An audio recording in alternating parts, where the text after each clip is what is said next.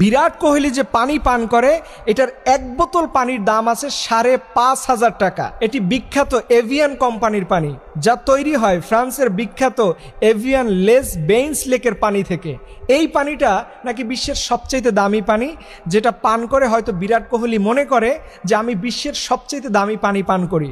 আমি বিরাট কোহলিকে চ্যালেঞ্জ দিয়ে বলতে পারি যে কোহলি এভিয়ান লেস বেইন্স লেকের পানির চাইতেও বিশ্বের এর চাইতেও হাজার গুণগত মানসম্মত পানি আছে, যেটা তুমি কোনো টাকার বিনিময়ে কিনে খেতে পারবে না, বিকজ তুমি হচ্ছে একটা অন্য ধর্মের মানুষ।